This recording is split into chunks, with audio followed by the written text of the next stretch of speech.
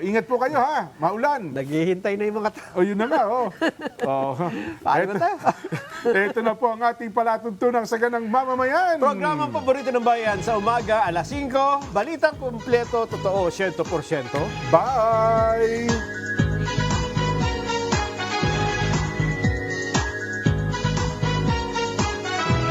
This program is supported by EO Executive Optical. For state-of-the-art facilities, expert eye care, and affordable eyewear, come to EO Executive Optical. EO Executive Optical. Love your eyes. Pure Gold. Sa Pure Gold, always mura, always kompleto, always may promo, always panalo. REH King's Empire Corporation. Masasaya, nakakakilig, at puno ng pag-ibig. Yan ang hatid ng Net25 Primetime Teleserye gabi-gabi. Kaya sama-sama nating subaybayan.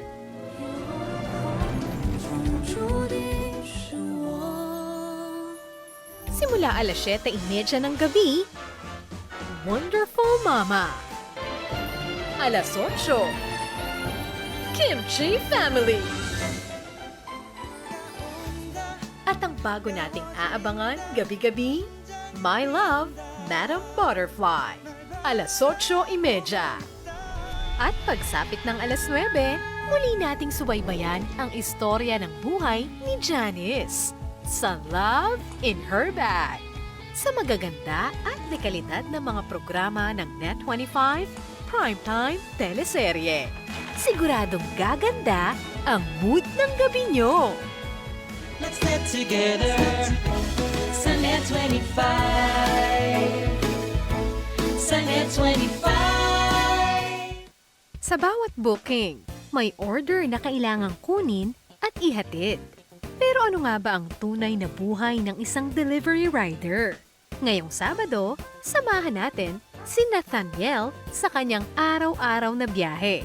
From receiving a booking, picking up an order, hanggang sa paghahatid nito sa customer. Pero sa likod ng bawat delivery, mahalagang alam din ng mga rider kung paano nila mapapanatili ang kanilang kaligtasan at kung ano ang kanilang mga karapatan.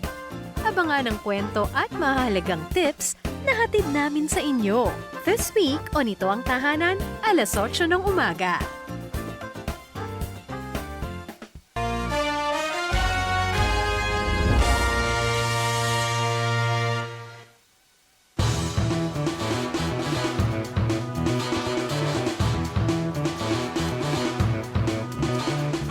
This program is supported by EO Executive Optical. For state-of-the-art facilities, expert eye care, and affordable eyewear, come to EO Executive Optical. EO Executive Optical. Love your eyes. Pure Gold. Sa Pure Gold, always mura, always kompleto, always may promo, always panalo. REH King's Empire Corporation. Salem Bed, bringing comfort to Filipino homes for over 50 durable years. Salem Bed, ang hari ng tibay. Narito ang mga balitang tinutukan ng mata ng Agila. Ilang lalawigan, lungsod at bayan sa Luzon Region nagdeklara na ng state of calamity dahil sa malawakang pagbaha. Gobyerno pinatikos matapos tukuyin ang mga Pilipino ang dahilan ng problema sa basura kaya bumabaha sa Metro Manila. Mga pagbaha mas lalo pang lumala sa panahon ni PBBM. Mga sangkot sa anomalya sa flood control project, nakalimutan na nga ba? Net satisfaction rating ni Pangulong Marcos Jr. bagsak pa rin batay sa pinakahuling datos ng SWS. Sa kasagsagan ng 3 sama ng panahon, lingap sa mamamayan ng Iglesia ni Cristo dumating para sa mga biktima. Maagang pamumulitika ni PBBM, isa sa mga naging dahilan ng pagbagsak na ekonomiya ng bansa, ayon kay dating Budget at Finance Secretary Benjamin Diokno. At sa balitang abroad, aabot sa 3,000 katao patuloy na hinahanap matapos ang magnitude 7.4 na lindol sa Colombia. Death toll, umabot na sa 254.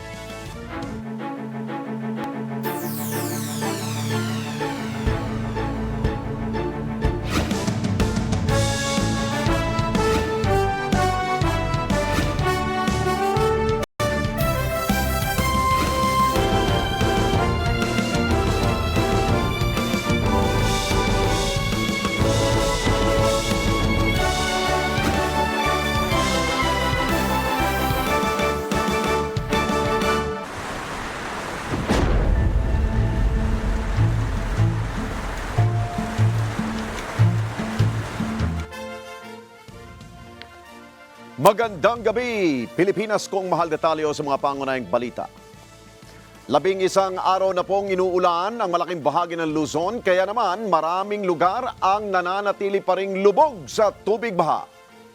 At dahil sa kaliwat kanang sakuna, umakyat na sa 21 katao ang nasawi kabilang ang 10 individual na natabunan ng guho sa Baguio City. Batay po yan sa pinakahuling tala ng NDRRMC. Halos umabot naman sa 1 milyong pamilya ang apektado ng mga pagbaha. Nakatumbas yan ng 3 milyong individual. Ben Pascua sa balita.